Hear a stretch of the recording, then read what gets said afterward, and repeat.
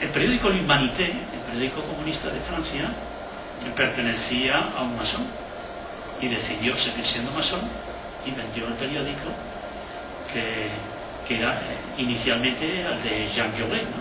Y entonces, desde entonces es el periódico oficial del Partido Comunista.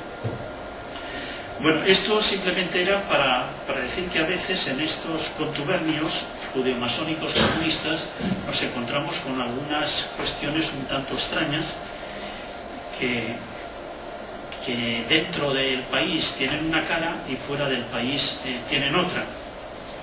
Podríamos continuar, yo quisiera pasar para que viéramos un poco cómo se configura este contubernio desde un punto de vista iconográfico.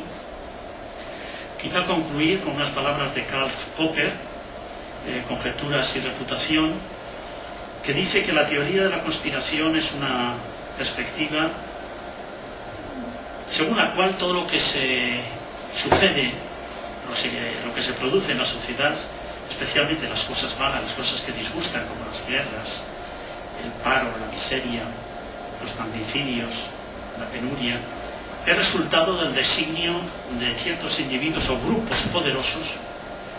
Y esta opinión, que es bastante extendida, aunque supone yo diría que es una especie de suposición y superstición muy antigua. En su forma moderna viene a ser una especie de laicización de las supersticiones religiosas. La teoría de la conspiración, según la cual todo lo que ocurre es en beneficio de unos pocos, son estos los que la promueven, eso que se dice en latín, is fecit qui prodest, ¿no? El que lo hace es porque es en su propio beneficio. Sería quizá a lo mejor una de las definiciones más cortas de conspiración. Son estos los que la promueven, eso que se dice en latín, is fecit qui prodest, ¿no? El que lo hace es porque es en su propio beneficio. Sería quizá a lo mejor una de las definiciones más cortas de conspiración.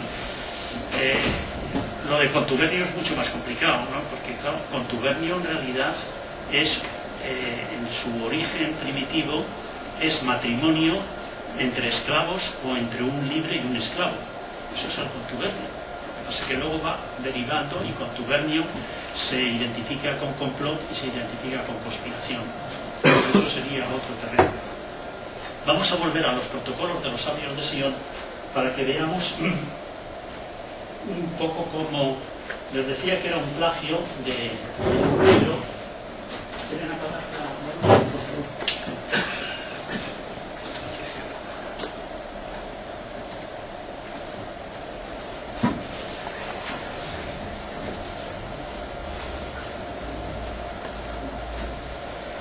El diario, una cosa es el diálogo en los infiernos de Maurice de Joly. Según el libro que encontraron en Rusia, este libro le faltaban las primeras páginas y por eso los protocolos empiezan en la página 8, porque antes no tenían. Pero si observan, en el diálogo, si te dejemos las palabras y en los protocolos del Nilus, del policía, verán cómo es casi exactamente lo mismo, quizá con pequeñas variantes para intentar disimular el plagio. Pero esto lo podemos ver en otras páginas. Simplemente establecer. Es exactamente lo mismo, ¿no?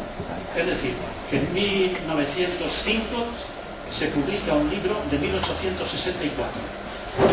Un libro que está criticando la política de Napoleón III de 1864 se presenta como el futuro de los judíos, que lo que pretenden hacer los judíos en el futuro.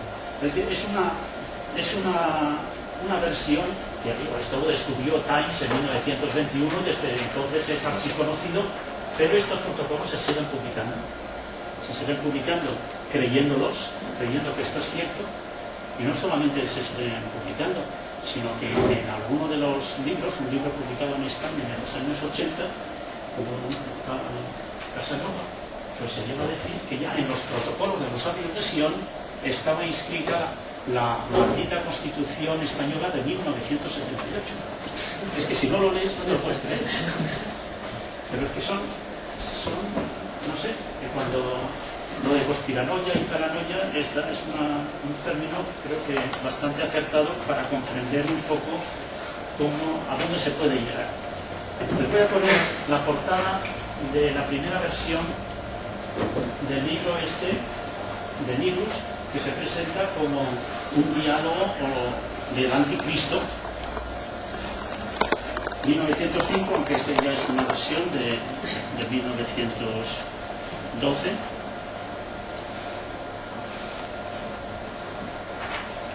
Aquí tienen algunas de las ediciones